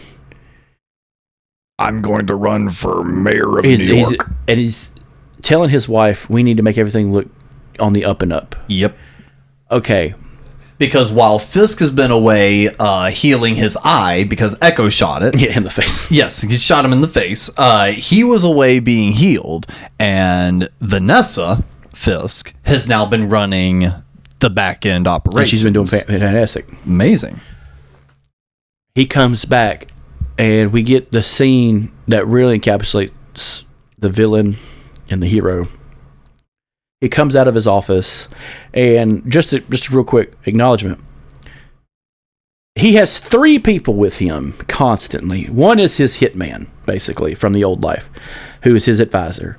The one is a political machine advisor. This woman's been in the game of politics forever, so she knows how it works. Hey, we need to go shake hands and hug babies.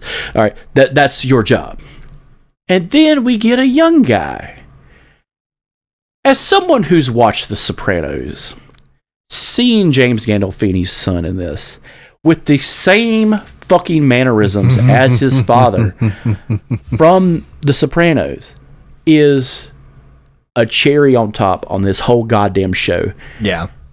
I know it's, Nepo babies, but you could throw that out the window when they start succeeding. Okay. Yeah. Hey, they're doing it, ain't they? They're fucking doing it. All right.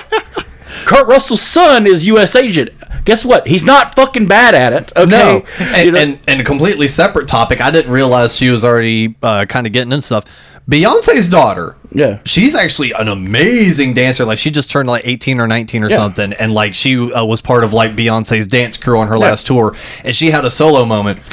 About put her mama to shame. Yeah, but like, it's not shitty nepotism if they succeed. Exactly. If they're like, good, it ain't shitty. Like one actor, Margaret Qualley, who's in what is it called? The weird movie with Demi Moore. Anyway, perfect horror movie. Okay. Perfect body horror movie. Guess what? She's a fucking Nepo baby. She does fantastic. Mm-hmm. Awesome. Yeah. But his fantastic his in this performance role. in this, if you've watched The Sopranos enough and you see him and you're just like, oh, that's just like a younger James Gandolfini. And he's menacing in a weird way as the show progresses. Mm-hmm. He is lighthearted. He is that young guy. He's like, oh, Mr. Fisk, I got so many likes on this. I got this. He's a social media guy. He canvas. He's a hardworking guy. But there is a scene later on where he's talking to this girl named BB, where he leans down and he pops his shoulders up, and that's what his dad did in Sopranos when he's about to threaten a man and take his life. And I'm like, there it is. There's Tony fucking Soprano. There he is. And he's got this weird fucking crooked grin. He's got the nose. It sounds like he even puts the accent on just a tiny bit. Like he makes his voice just hey, Paulie, why are you fucking with my goddamn money, bitch? Yeah. And it's like, just he starts kind of leaning into that. I'm just waiting for him to say the more. word who was. Who was. This who was, yes, Mr. Fisk. But BB's a fucking whoa. But another thing but because of that, they come out of the office after announcing the run, and who's standing outside? Matt. Bum bum bum. Now, Wilson Fisk and Matt Murdock have gone toe to toe in a hard way. His hitman knows who Matt Murdock is, and is just like, what do you want me to do? And he's like, no. He's not in the game no more. No one's seen the Daredevil in a year. His buddy's dead. Mm-hmm. His girl's left him. He's a broken man. I'm going to talk to this man face to face. And that is a level of respect you put on the goddamn name of Daredevil and Fisk. We're going to sit at this diner. We both grew up here because when I was a boy. When I was a boy. Yeah. When Matt was a fucking boy, he was doing some hard fucking shit with ninjas and shit. But you were out here doing gangster shit. So, okay, let's put our egos aside for a minute. And it was good that the restaurant was empty. Yeah. Because if they're talking so fucking loud. It's just like, I fucking hate you, you blind cocksucker. Yeah, well, the feeling's mutual, Fisk. Yeah, like, they're not saying that, but they're being kind to each other. And then it's just like, what they're really saying is, I'm going to crush you, you blind piece of shit. Well, so what I loved about it is it started out so nice and genuine. He says, very cordial. He's like, it's good to see you. He says, well, I'd be lying if it wasn't refreshing to see a familiar face, and you kind of see like they almost have like a bro relationship for a minute. Where it's like the Green Goblin Peter Parker. One has to exist with the other. It's the Pepsi and Coke. One cannot exist or function without the other. Yep. So like this is our Batman Joker situation. It was just like, but they're very cordial with it because they have to be because they're human beings. And then as it progresses, Fisk would say one little pokey line, and Matt would come back with a nice little quip. Which, side note, I love Matt Murdock. I didn't realize I loved him as much as I did until this series. He is a petty motherfucker. Yes. I love him for this. He's literally the best parts of Peter Parker and fucking Deadpool rolled into one. And I'm just like, yeah, you have like the moral standings of a Peter Parker, but you'll just mouth the fuck off. And I love that about you. Peter's too much of a pussy to do that. It's like, it kind of goes, it's like, oh no, I have the moral high ground, but I will hit you in the face with a brick. Yes, and that's what I fucking love. Here's my special Daredevil brick. It's monogram. Like, motherfucker. And the way they end it, though, is he was just like, we have to make this city pure of vigilantes. If anyone kind of steps out and this and the other, blah, blah, blah, blah. And he goes, I hear you. And the moment you step out of line, I will be there to check you. Yeah. And that's basically how they end it. And it's just like, oh, they started as, hey, man, great to see you. And ended with, I will piss on your foot, motherfucker. And, like, there's so many fucking, like, quips that you could have added in there where he could have been like, hey, when was the last time you saw Karen? Just to poke the blindness. Yeah. Let's fuck with him on the blindness part, because he's going to march back here. Listen here, you fat fuck. Remember when I bashed your fucking head in with a car door? Like, yeah. Remember when the Punisher cracked your fucking jaw open and that fucking deaf bitch blew your fucking eye out? Yeah. Yeah, we all fucking remember that. But another thing, going into it, our side characters. Yeah. So, in the first episode, Daredevil is told to go meet with a woman who needs a lawyer. Yes. Turns out that is not true. That was a lie. It turns out you are not the father. But, like, they get off on a rough start, but Matt, being charming and not fucking blind, starts hitting on this woman.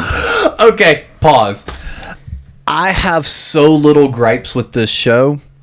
However, they play real fucking fast and loose. Whether or not he can fucking see. I swear to God, man. Look, I can suspend. I'm not one of those assholes that's like, you can't hear explosions in space. Star Wars is flawed from the ground up. I'm never going to be one of those assholes.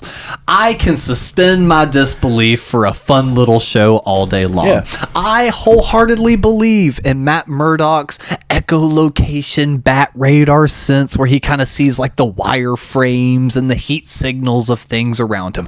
I can totally buy into that. But to fast forward a little bit, when a motherfucker gets shot point blank in the goddamn head, and then what? 3 days later, motherfucker wants to walk that street, kick a can, follow the can, and without patting on the ground or kind of rustling the leaves, like a precision claw, reaches his hand into the grate and pulls out a goddamn bullet shell. Fuck you. Fuck you, man. I want to suspend my disbelief so much, but motherfucker can see, and not only that, he can see through shit. Yeah. Like, fuck off. Daredevil, his fuck roster is ridiculous. Oh yeah, it's fucking, even from the Netflix show. My man lays some pipe. Yeah.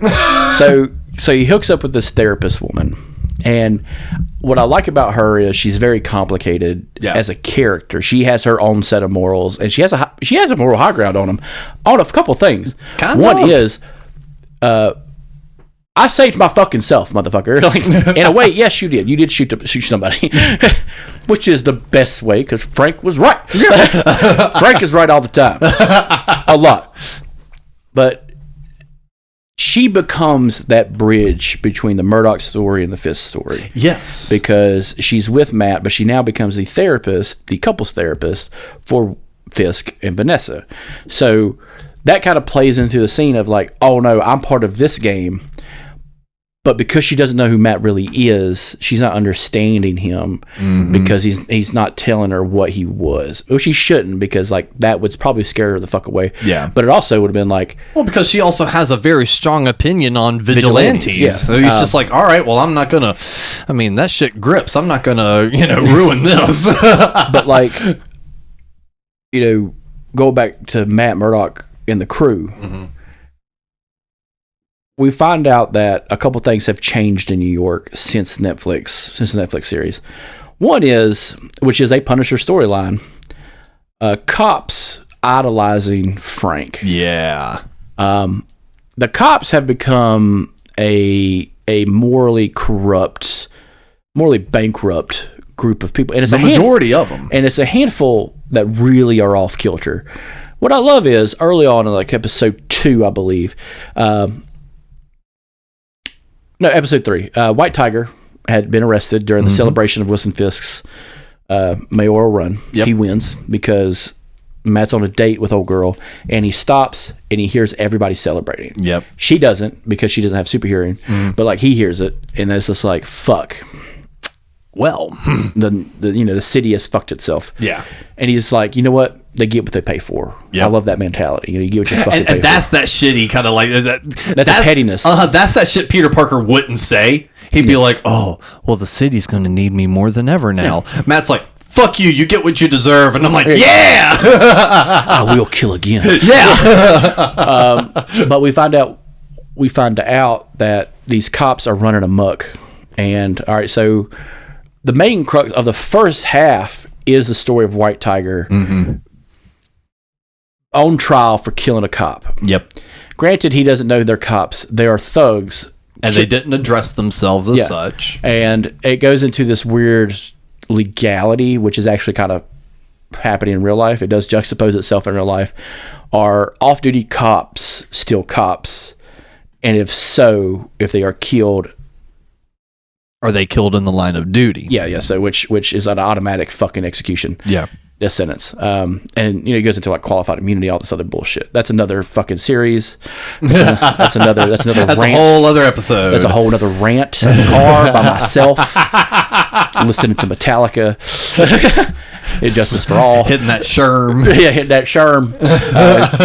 Popping rounds at the window. Just doing what I can to keep those property values down. Flash before my eyes. Pop, pop, pop, pop, pop. But we find out there is a witness. Mm-hmm. The cops that were beating that guy up was a witness, and Matt finds him. What I love about this scene, he tells the guy to go out the window, down the fire escape, because he hears these guys coming, and they're cops. Yep. What I love is the cockiness of the cop. Oh, who's this blind cocksucker? And they soon learn. He's a quicker fucker upper, okay, guys? Like he is gonna fuck your shit. Well, see, what I liked about that scene is I'm sitting here watching it, going, "Matt, get the fuck up, Matt. It's time to whoop some fucking ass. Get the fuck up, Matt." Oh, he lets him get it in. But there's one punch that sends him, and you just see the kind of thing on Matt, and he's just like, "Well, all right." And then that next punch comes in, it's the whop. Completely disarms him, breaks his fucking arm, and all this other shit. The one guy, and I'm just like, damn. Well, it goes into the whole thing like he thinks he needs to be punished. Yeah, and that's what he's doing. He's letting himself be punished. Yep. For being out of the game so long, not doing anything to stop Fisk. You know, the death of Foggy. You know, he's suffering. Yeah. But no, just the roundabout way, he just beats the dog shit out of him. Love it. And then we see him in the courtroom. Yep. I heard you had an accident. Blah blah blah. And he's just like, well, blah, this. He's like, I bet that looks rough. And a blind man saying that to you? Yeah. Like, fuck you, dude. That's a bully kicking you in the face. Be like, what happened to your teeth, Carter? Huh, you fucking pussy? Again, just more reasons why I discovered I really like the character of Matt Murdock, or at least this version of him. He is super fucking petty. I love it. He's full Tom Petty. Love it. I love it. And we find out that the witness lies on the stand. Now, one thing Matt does in the courtroom, is he squares up on the cop. Yeah. And gets real fucking, and lets the cop get a hold of him. But he's asking him something, and he's hearing the baseline of his heart to make sure the motherfucker's not lying. Yep. So he lets him get close enough so he can make sure this cop isn't lying. And he's not. He is telling the truth. So he leaves that be. And I'm just thinking, at the end of this series, you better drive one of them sticks right up his dick hole. Like, just fuck his shit up. But after White Tiger is exonerated and is immediately murdered. Yep. That is what kind of sets it apart for me. Was now we are in Wilson Fisk's New York. Yes, because this is their version of the law, not justice. Yep, the law. Because all the while, he's been making small little power plays in the background. He's been getting BB to go out in the streets and kind of hear from the people and be like, what are the simple little things that I can do to kind of win, folks' trusts and opinions and this, that, and the other. And one of the simple small things he does is he's waiting in traffic, and there's some, and I loved this. This is the kind of story or world building I actually really like. There was just a random crater on the freeway. No explanation. No, oh yeah, there was a big rock that fell. No dialogue. It's just the folks of New York are used to just a big ass fucking crater at this point because of some nefarious act.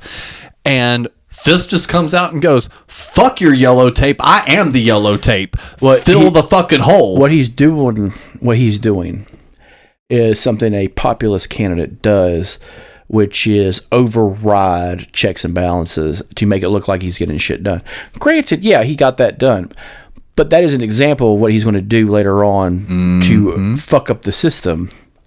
Much like, some real shit we're seeing today is to go beyond the checks and balance system that keeps people on the up and up. Yep. I'm granted people don't trust this system, but it's still there. Okay. They don't trust the system, but they trust Fisk because, look, he's fixing the pothole. Yeah. Hey, Mayor Fisk over here. He's that guy. Doing the thing. He's doing what he's supposed to. Yeah. But with BB, I clocked BB very quickly as a social media outreach. She's got her own web series. She's doing like podcasts and stuff, and she's got her own news network. I am curious. I don't think they will do it, but I'm curious if she's going to be the character Screwball later on, who is a social media terrorist. Because we don't know, no one has ever said what her real name is in the comics. But she is a character in the Spider-Man PS4 game. Yeah. And she is like social media heavy, and she gives Peter Parker on his toes a little bit. But I'm like, that would be a neat character to kind of develop. Like, she gets in a wrong way and decides to use social media as a jury and executioner type system. Yeah. Which is something she does. Right. And Screwball is a weird character because it is an internet age character. But I'm like, please do something with her. That would be funny. If you're gonna do White Tiger, let's really bring in the true young Avengers and let's do this. Let's see who else is in the game. But BB is fantastic because BB is in a ethical dilemma on telling the news and telling what's popular. One thing James Gandolfini's son is doing is edging her into the Wilson Fisk campaign or the mayorship and be like, hey, we're going to give you exclusive rights because we trust you, but we need you to do it as a certain light. And at one point, he fails horribly and leaks information to her that she publishes that almost ruins his first term. And what I love is the scene where he's apologizing. This was me. I am sorry. I failed you, Mayor Fisk. I understand whatever you have to do. I will leave. I apologize. And he sees that. And he's like, don't you ever fuck up again. But because you were man enough to say it and look me dead in the face, the only two people that have done that was a deaf bitch and a blind man.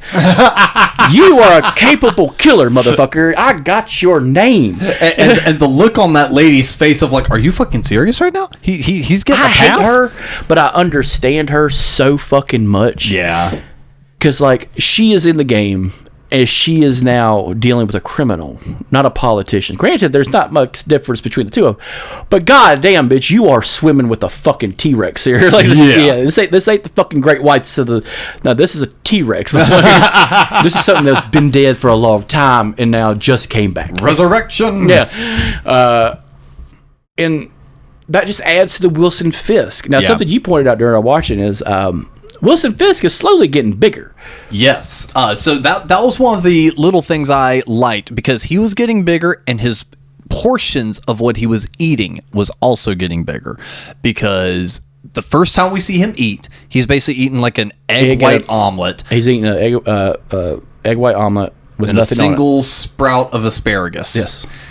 But then, like, his next dish is, like, a little bit more. And then, like, the last time you see him eat... It's a feast. Yeah, it's, like, this slobbing, like, pasta with seafood, like this big... It's the meal he has with Vanessa. Yes. Where they're both brought into the game together. Because they've reconciled their differences. We'll get to that. Yeah, but Matt's girlfriend fixed that. Yeah. Because Matt's girlfriend...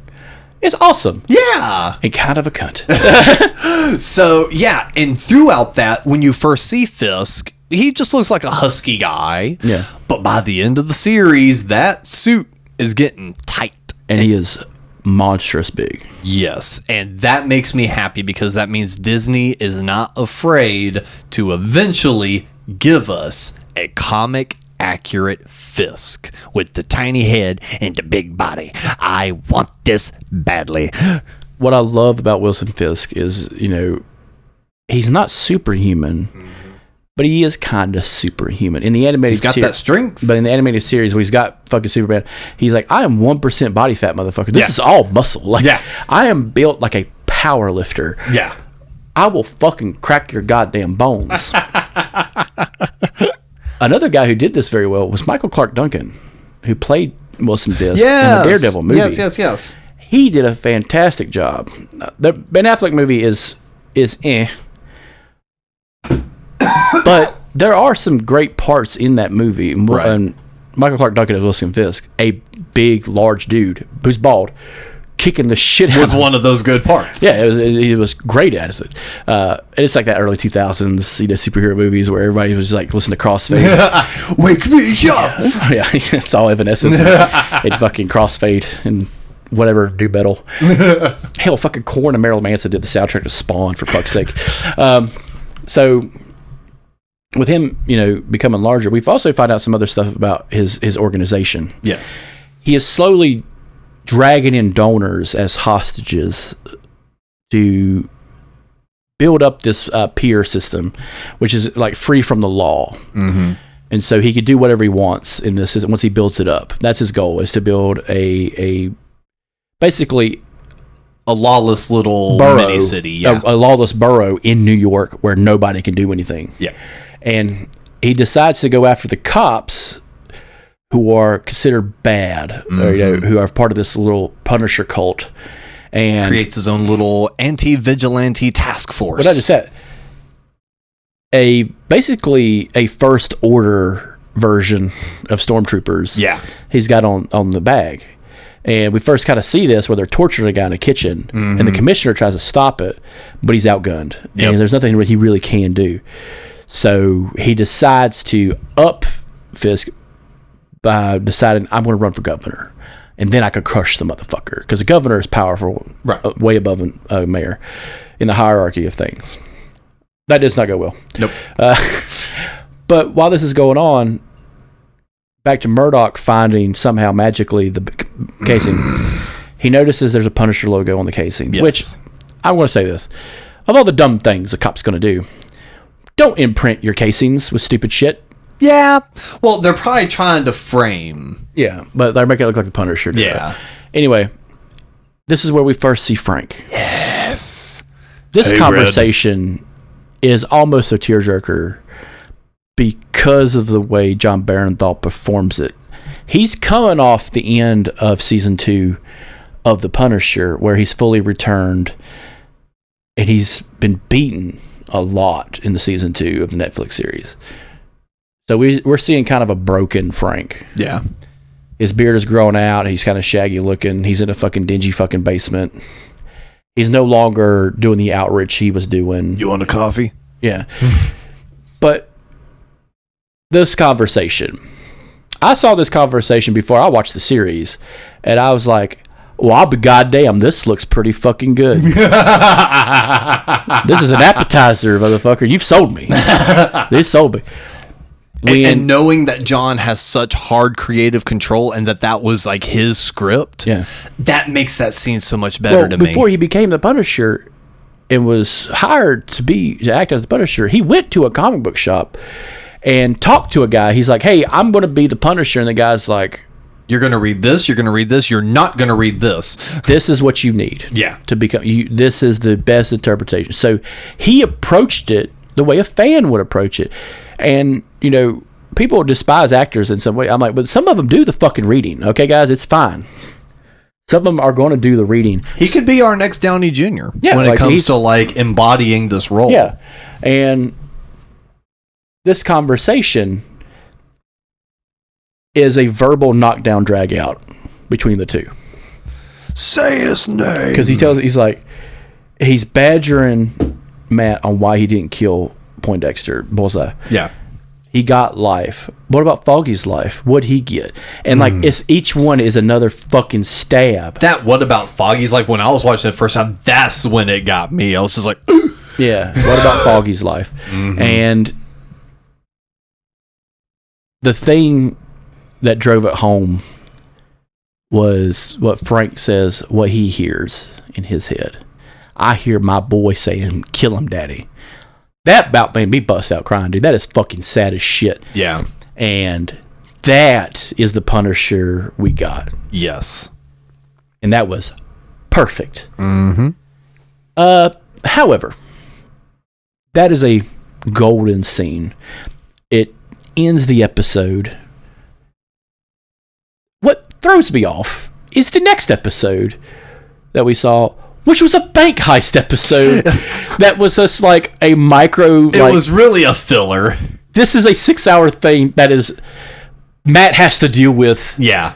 Comically. Yeah. It's just like, I was just, God damn it. I was just trying to get alone. and it was a cool episode. Don't get us wrong. But that's all I have to say about it. This is what I love about it. It does 3 things. This is something a hero would have to deal with on a fucking probably weekly basis. Yeah. God damn, I got to step in. Yeah. We see Kamala Khan's dad. Yeah. Which is cool. The new Miss Marvel, which acknowledges this world that we're building, the cinematic tapestry of responsibility and power. I still love that so much. But anyway. And we see him do like, hey guys, these are just normal villains. Yeah. No, these are normal thugs. No different from like the Hawkeye series with the mafia guys and how he just ramshackles those motherfuckers. This is what happens when a superhero steps in on real thugs. He fucks your shit up. Yeah. Hard. And he's like a low powered one. So like if like a Hawkeye was in there, you would all be fucking dead. If Frank Castle was there and it was nighttime, he's wearing you. Like he's making a thug trench coat. But it was a good episode. It was a fun episode. Yeah. But I'm just like, from that nitty gritty, just stab into your morals, ethics and stuff, to, hey guys, let's go rob a bank. You went from Grizzly to fucking Yogi Bear. Yeah. And I just like, you motherfuckers threw me off. No, I absolutely see that. But that right there kind of ends the White Tiger storyline. Yes. But now we get into the full Fisk, and then we get into the whole story of why Foggy died. Yes. And well, we also had that small little side quest with that artist dude. Muse. Muse. I was really hoping Muse was going to be something cooler and better than what happened. The problem with Muse is we didn't see enough of him. Yeah. We saw the guy. Which, let me tell you something, the actor that plays him was fantastic. He plays that crazy psycho motherfucker because he plays a crazy psycho motherfucker who hides it well in the Wednesday show. Yeah. He's in the show Wednesday, and he was good at hiding the crazy, just like this show. Yeah. He was good at hiding the crazy. So, and like his weird thing was like draining people of their blood and painting.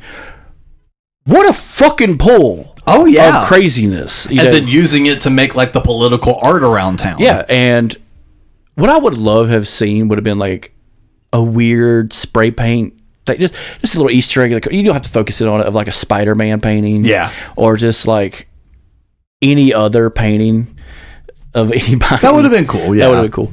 But no, but the whole Muse thing comes full circle when we find out that the niece of White Tiger's been kidnapped. Yeah, because she went looking. This is when Daredevil comes back. Yeah. And I love this because when he finds out that she's gone missing, he pulls up the phone. He's about to dial 911. He's trying to do the right thing. quote unquote. And it's one of the few F-bombs in the whole series. He's 911, it's your emergency. Hello? He's fuck it. And then he gets in his suit and it's just like, yes! And it is a knockdown, drag-out fight. Oh, yeah. Because we find out that Muse, later on, knows Taekwondo and other martial arts that he's been using to drop motherfuckers left and right with his left and right. Yes. And the way Daredevil rocks this motherfucker. Oh, yeah. Practically hanging him with his fucking... with that stick he's got. I was just like, do it. Because we watched it together. And I was just like, do it. But like, because we binged the show one night. But I was like, do it. And he almost kills him. Yeah. And the next morning, we get the whole Muse is on the run. The cops are on the prowl for Daredevil. And Muse. And this is where it gets weird. Daredevil shows up in the middle of the day. Yeah. To beat the fuck out of this piece of shit because he's going to kill his girl. Yeah. Because you don't fuck with Matt Murdock's women. No. You look at him wrong. He knows. He hears you look at him wrong. He can hear that heartbeat. He can hear that. And he starts fucking him up. Now, granted, he is injured.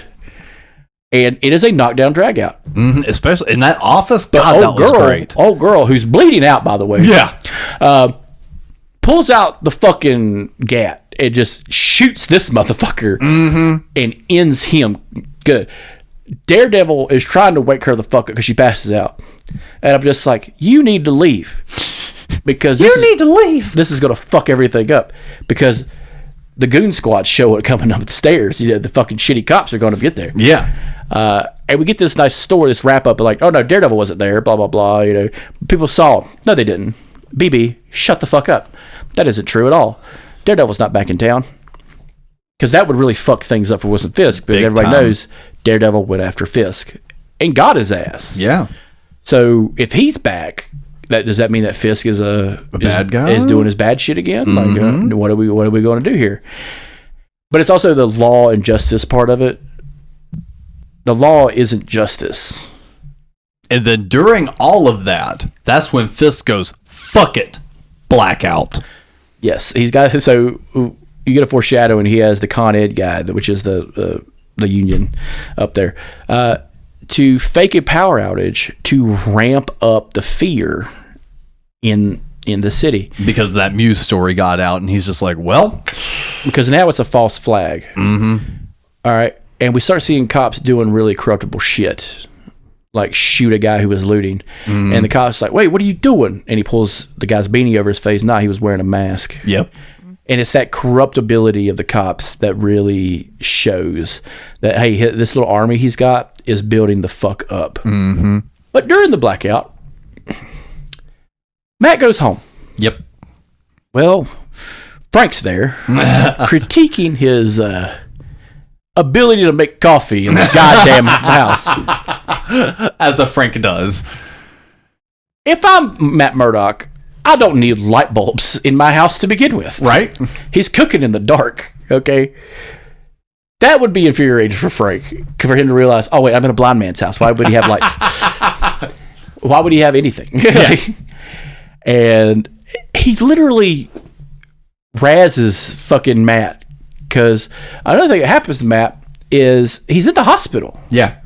He's fucked up. And he has to escape because Wilson Fisk sends his boy after him.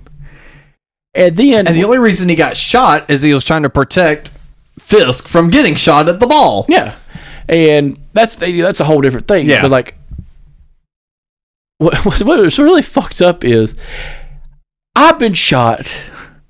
My asshole buddy is there. I am in a fucking gown, basically. And he razzes me about what I'm fucking wearing.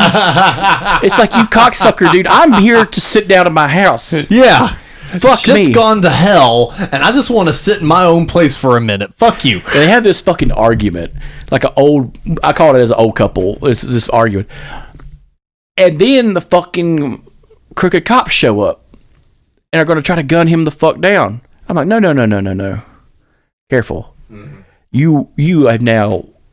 You have awoken the devil. Well, not even that. You think it's just Matt Murdock in there. Yeah. Not the Punisher, too. Jesus Christ, y'all stepped on a wasp nest. It starts rocking their shit. And there's this... The cops laying around the place, the fortunate ones are the ones who fought Matt. Yeah. However, they are merely props in a weird conversation Frank has with Matt, where he's like, "Don't shoot him." Oh, what about this one? Bop! And it's just like, and like Matt's like, "God damn it!" And it's just like, it's like a couple that owns a cat. Yeah. And it's just like, "Hey, don't scare the cat." Oh, you mean this one? Ah! And, it's like, and the other person's like, "God fucking damn it!" I love the scene where Frank grabs the guy, slams his head on the table, and then just fucking unloads a clip through the guy's skull. And I'm just like, oh! Because Matt is like, God damn it. God damn it. Now, we did skip a major thing, which is the ball. Yes. Now, a character we've seen before shows up, the swordsman. Yes. Great guy. Really doesn't play much of a role, but he's there, yeah, because he's part of the scene. You know, he's part of that underworld scene, but he's also big money underworld scene. Mm-hmm. And it kind of, all right, now we have a Hawkeye connection to the show. We have a Ms. Marvel, now we have a Hawkeye connection. Okay, now we're bringing it, we're mixing the pot a little bit. What I love is, before all this, Bullseye escapes. Mm-hmm. And he escapes because Matt gives him an out. Fuck you. and it slams his fucking head twice on this table. Bam, bam, busting his fucking teeth. Fuck you. Hey, cop, he's banging his own head against you petty son of a bitch. I love him. You Richard Petty piece of shit. Oh, God. It is just like, every fucking episode was him being like a petty asshole because he has the argument with his girlfriend about going to the ball. Yep. And he's like, I didn't get an invite. He's trying to walk out the door and he's still just being a petty fucking prick. Yeah. And he's like, well, the Daredevil said, she's like, no, I saved myself. And he's just like, well, this time, man. I could say it. I could be the guy that wins the argument. I could be that guy. I could be the first one. I could be the first one, goddamn. Blind, but I'll be the first one. Never see it coming. You know what? I'm going to walk away. And his whole relationship just begins to degrade at the ball. Yeah. Because he's not listening to her, who's literally like, from me to you. But he's literally listening to everything else while she's trying to unpack their relationship. And I'm just like, of all the times to have superhero and you fuck it up. This is that like inner joke where like the guy with superhero hearing doesn't listen to his girlfriend. Yeah. And the Flash, who can basically walk through time, is always late. Yep. It's that little quip thing. I love it. Or like Clark Kent is always bumbling and stumbling, but he is Superman, the scariest motherfucker alive. Or Bruce Wayne is a rich, drunk, pompous ass. Yeah. But Batman is a methodical killer. Because he kills a lot. But with that being said, Bullseye shows up. Mm-hmm. Drops a cop immediately. Yep. Which I loved.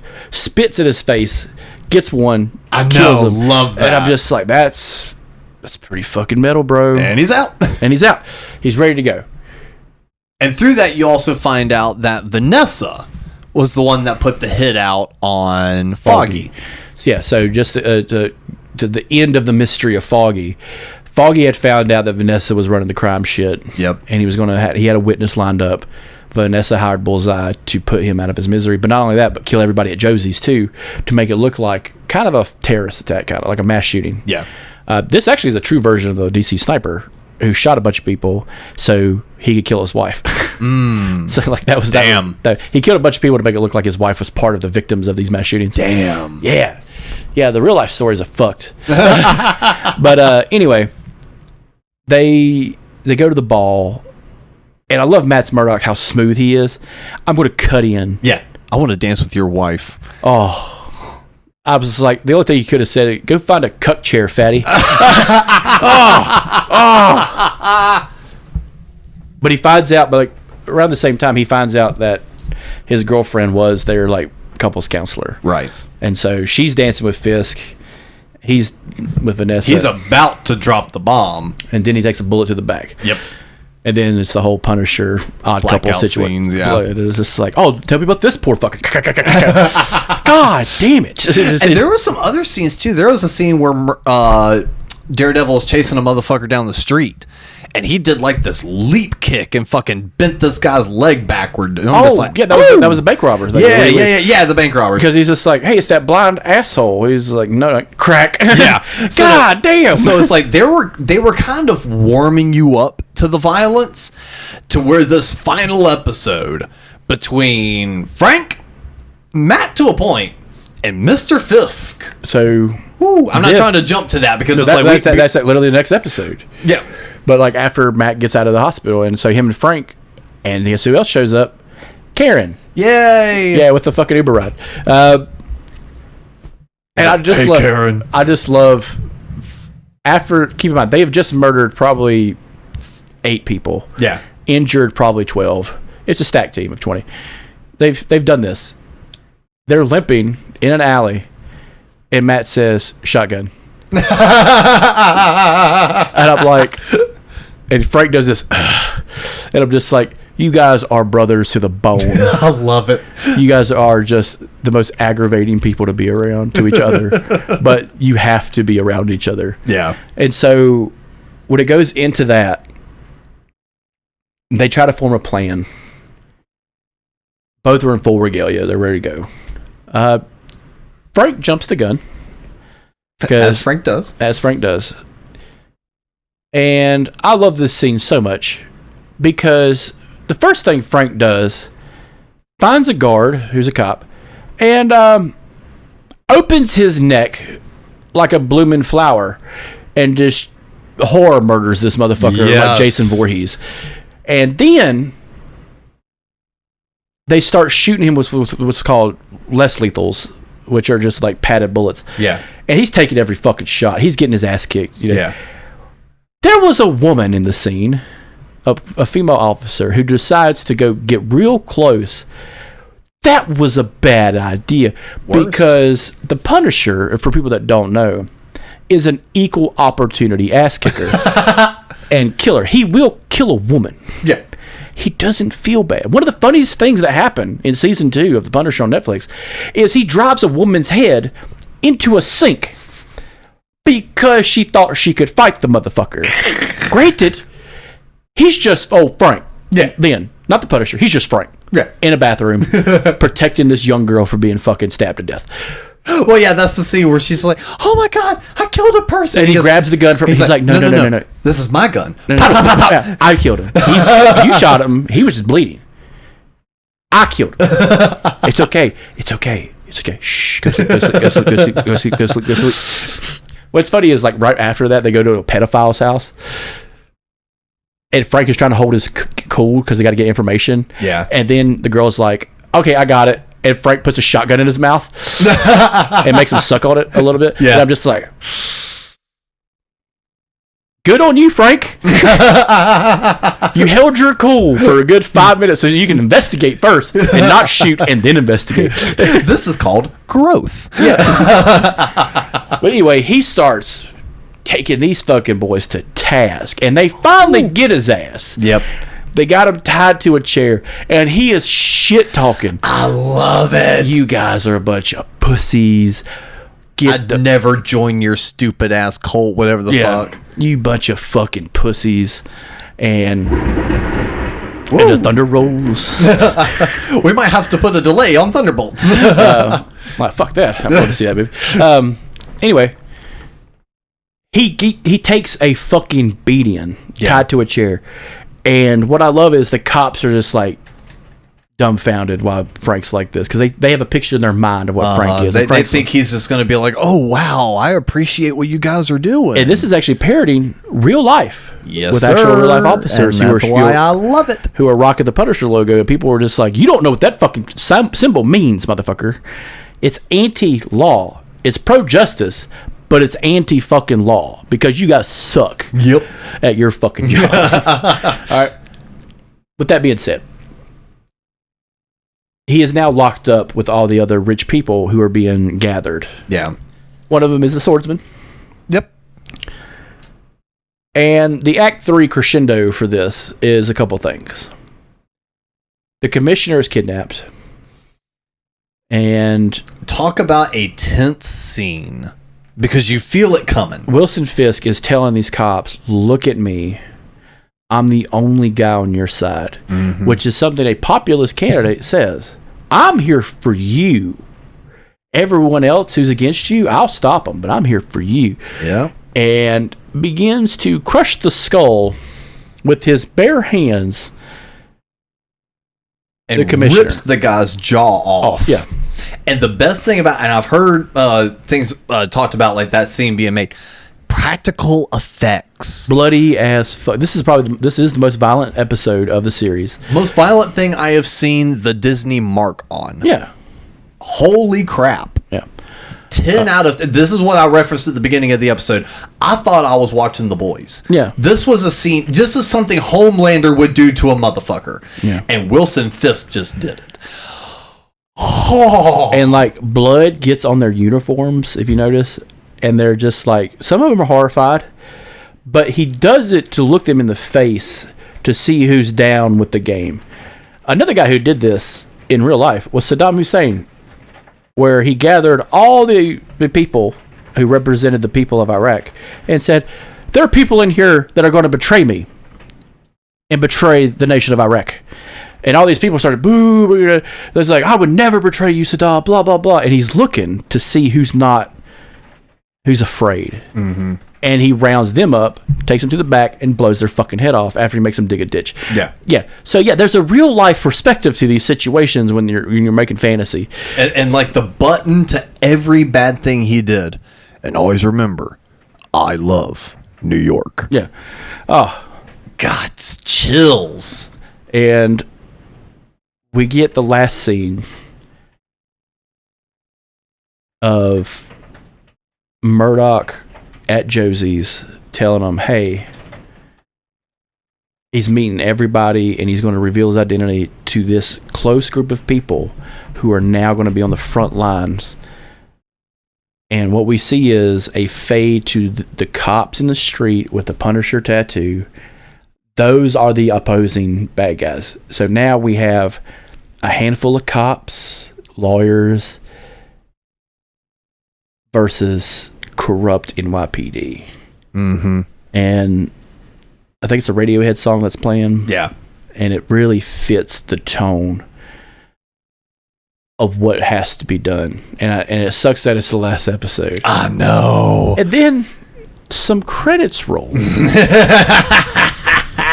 And Frank is sitting on his ass in a little cage, chained up, and sees a pig walk by. I mean, a cop. Same thing. Sees a cop walk by and says, hey, what's your name?